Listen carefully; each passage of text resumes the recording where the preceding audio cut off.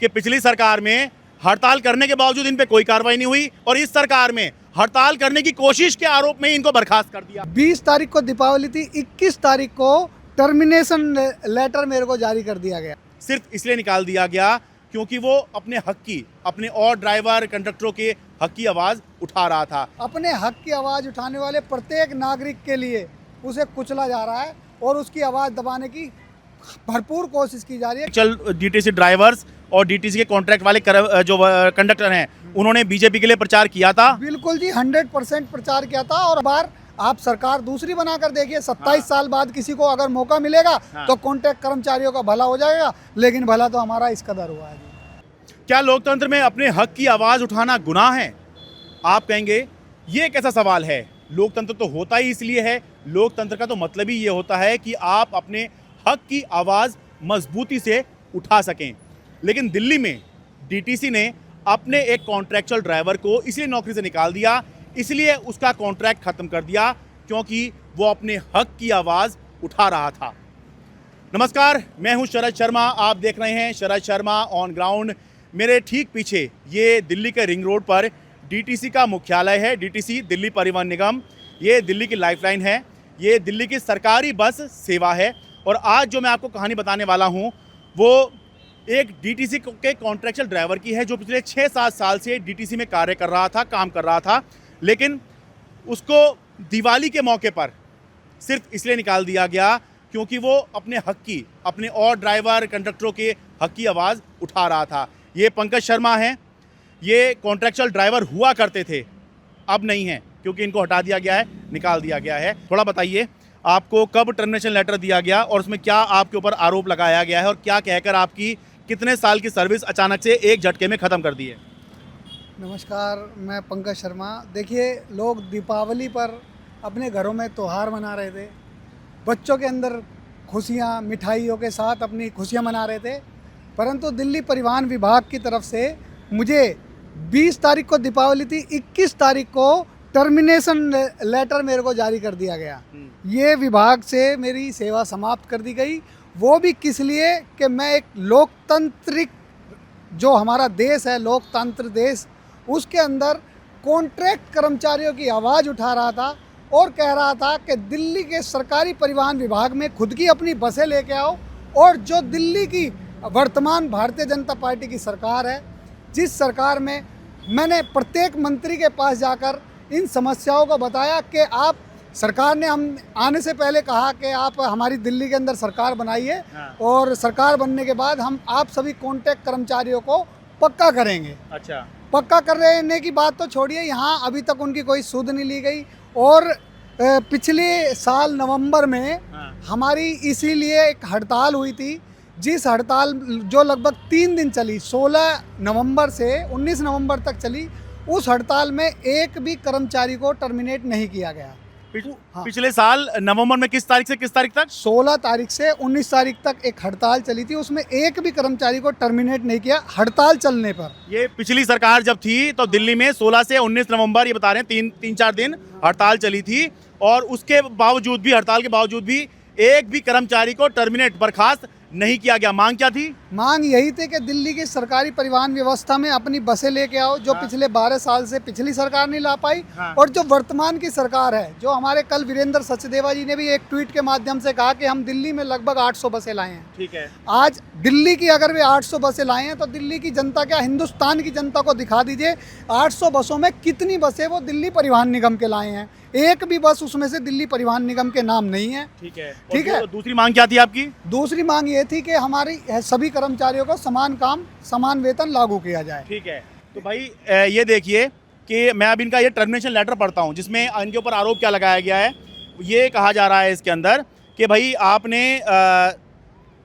ये कहा गया है, पंकज शर्मा अनुबंधित चालक द्वारा लगभग 100 अन्य अनुबंधित चालकों को कुशक नाला डिपो में ड्यूटी ज्वाइन ना करने के लिए उकसाने और सोशल मीडिया के माध्यम से अनुबंधित चालकों को हड़ताल के लिए उकसाने और बस परिचालन सार्वजनिक सेवा में बाधा उत्पन्न करने, जिससे आम नागरिकों को असुविधा होने और सोशल मीडिया के माध्यम से अनावश्यक और असंवैधानिक हड़ताल आयोजित करने का प्रयास कर निगम के कार्यों में बाधा उत्पन्न करने तथा निगम को आर्थिक हानि पहुंचाने।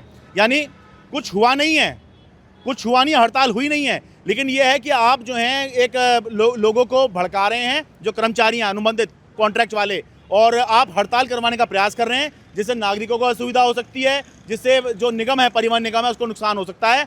इस आरोप में इनको जो है टर्मिनेट कर दिया गया।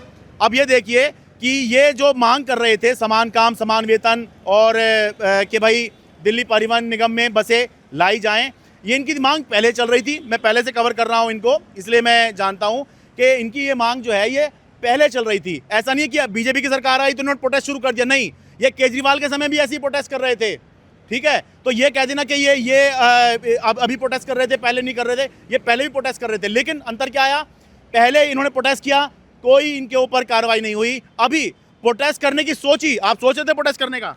सिर्फ बात ये अपनी समस्या सरकार तक पहुंचाने की कोशिश करी, और इसमें 3 और 4 तारीख को इसमें ये बोला कि आपने हड़ताल करने का प्रयास किया। हाँ। जबकि 3 और 4 तारीख में जुलाई में किसी भी बस की बाधा में उत्पन्न नहीं की गई, किसी भी बस को नहीं रोका गया, ना कहीं भी पूरी दिल्ली की डीटीसी में कोई हड़ताल हुई 3 और 4 तारीख में। देखिए ये कितनी अजीब सी स्थिति है कि पिछली सरकार में हड़ताल करने के बावजूद इन पे कोई कार्रवाई नहीं हुई, और इस सरकार में हड़ताल करने की कोशिश के आरोप में इनको बर्खास्त कर दिया गया। और आज मैं भी देखो, दिल्ली के जितने भी समस्त कर्मचारी हैं जो बस चला रहे हैं, हाँ। वो लगभग 800 और 850 रुपए की नौकरी कर रहे हैं। हाँ। वही नौकरी मैं कर रहा हूँ पर डे में। हाँ।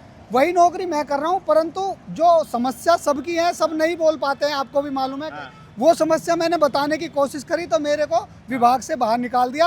अब अगर अधिकारी इस मामले को संज्ञान में लेकर मेरा बर्खास्तगी कैंसिल करके मुझे वापस लेते हैं, तो कर्मचारियों के अंदर थोड़ी सी ये बढ़ेगी, भाई दिल्ली ट्रांसपोर्ट कॉरपोरेशन की जो छवि है वो अच्छी बनेगी। अगर ऐसे बर्खास्त करते रहेंगे एक एक कर्मचारियों को, अभी मेरे साथ में एक और है, सपना चौधरी हैं, वो राजघाट डिपो से, उनको भी विभाग से बर्खास्त कर दिया। अच्छा। अब इससे क्या निगम की छवि धूमिल नहीं होगी, ये बताइए आप। भाई चुनाव से पहले ये डीटीसी के कर्मचारी थे कॉन्ट्रैक्ट वाले, जिनको जो है इन्हीं के मुताबिक बीजेपी नेताओं ने इनको अप्रोच किया और ये कहा कि भाई आप हमारा साथ दीजिए, चुनाव में सरकार बन जाएगी तो हम आपको पक्का करेंगे, समान काम समान वेतन देंगे। ऐसा ही है जी? बिल्कुल जी, बिल्कुल ऐसा ही है। ये किसने कहा था? वीरेंद्र सचदेवा जी ने खुद मेरी वीडियो उठा करके सोशल मीडिया पे डाली हैं। हाँ। और ये उन्होंने खुद ट्विटर पे डाल करके कहा कि आम आदमी पार्टी की सरकार में कॉन्ट्रैक्ट कर्मचारी हाँ। किस प्रकार दुखी है, हम दिल्ली में सरकार बनाएंगे और सरकार बनाते ही दिल्ली के कॉन्ट्रैक्ट कर्मचारियों को अपने उससे पक्का करेंगे। ठीक है, पक्का करने की उन्होंने बात कही, उसके बाद आप उनसे मिले भी थे? उनसे मिला भी हूँ, और उन्होंने केवल एक ही आश्वासन दिया कि हमारी अभी नई नई सरकार बनी है, थोड़ा सा हमें समय दीजिए।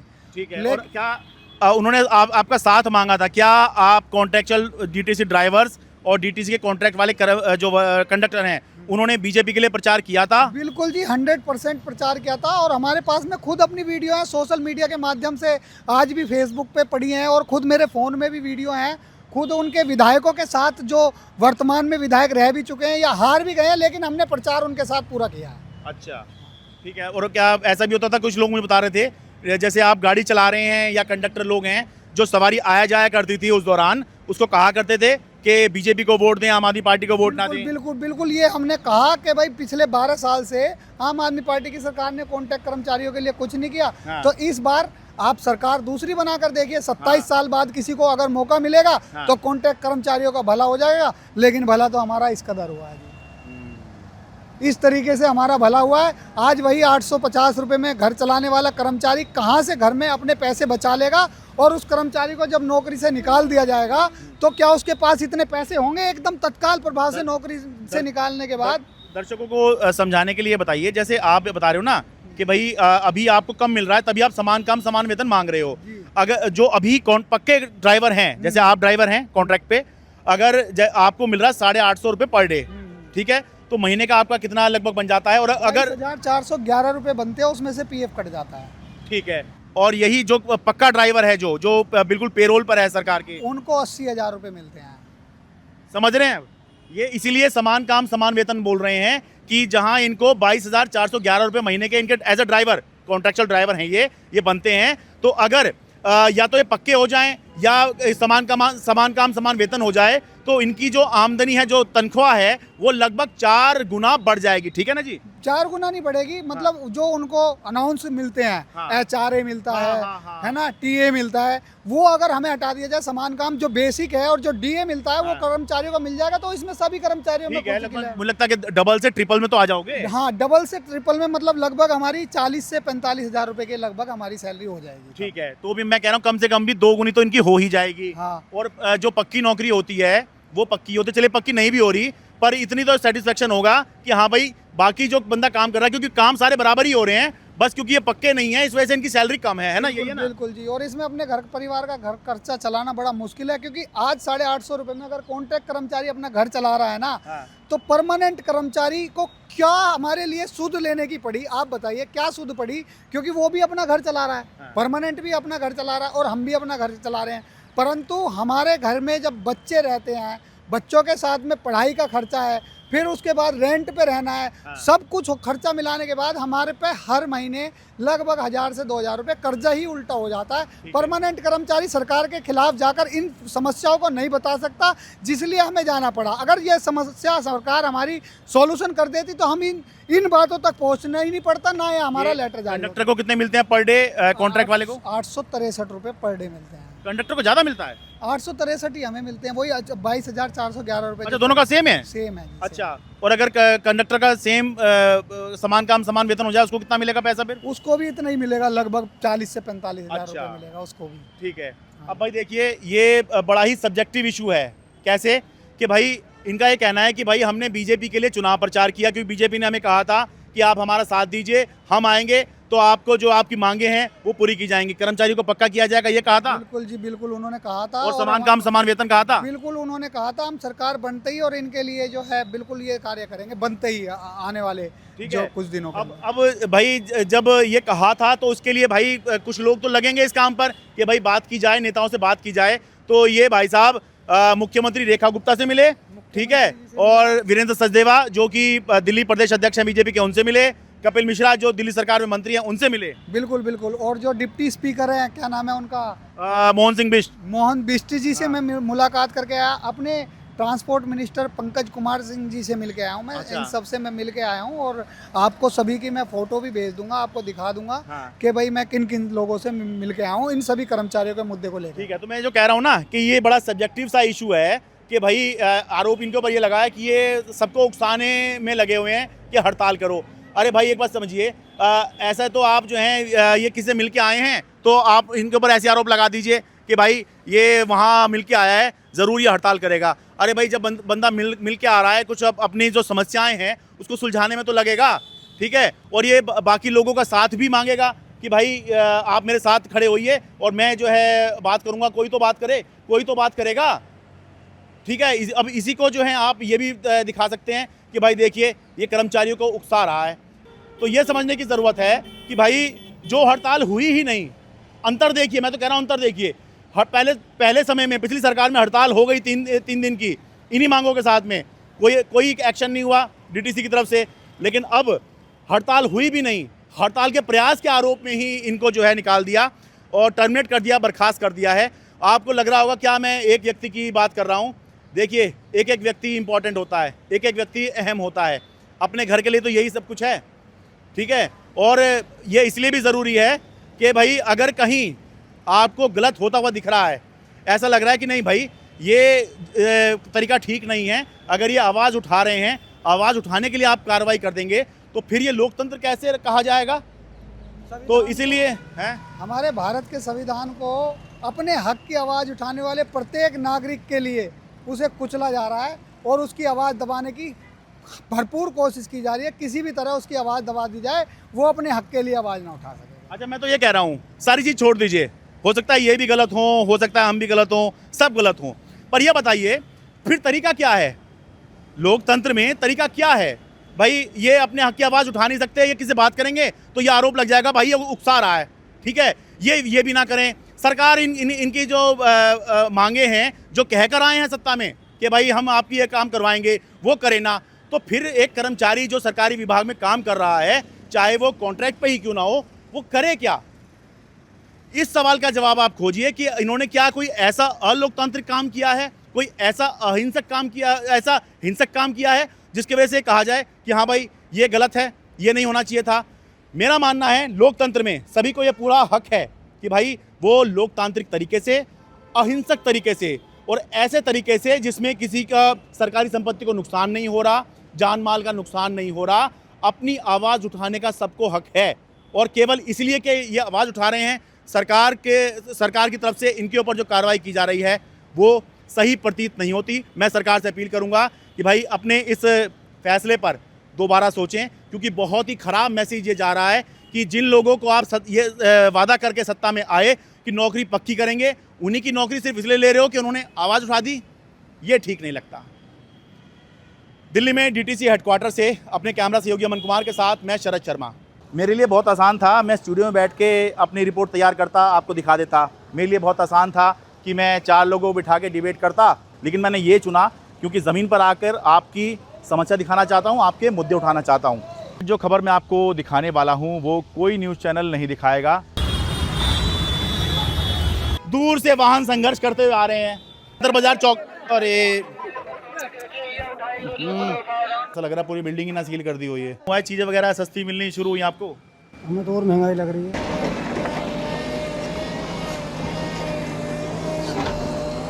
हम तो आप ही के लिए आए हैं हम यहाँ पर।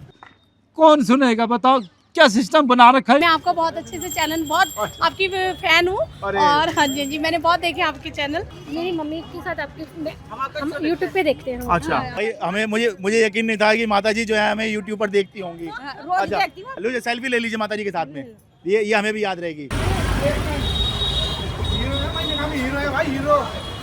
ये भी हीरो, हमारे दोस्त ये सब हीरो एक तरीके से। पूरे उसमें दिल्ली में आपने छाए हुए हो एकदम से। इस सदर बाजार की जो रिपोर्ट आई थी, जो कीचड़ के अंदर आप जा रहे थे, वो सब देखा मैंने आपको। कोई रिपोर्टर कीचड़ में नहीं घुसता। मैं शरद शर्मा हूँ जी, एनडीटी वाले। हाँ जी, एनडीटी वाले। मेरी हर कहानी आप ही की कहानी कहती है, आप ही के मुद्दे उठाती है। इसलिए इस चैनल को खूब जम के सब्सक्राइब करें, हर वीडियो को खूब शेयर करें, लाइक करें, कमेंट करें, क्योंकि जितना ज़्यादा हमारा सब्सक्राइबर बेस होगा, जितना ज़्यादा लोग हमें देखेंगे, उतना ही बड़े स्तर पर हम आपके मुद्दे प्रभावशाली तरीके से उठाएंगे। जय हिंद।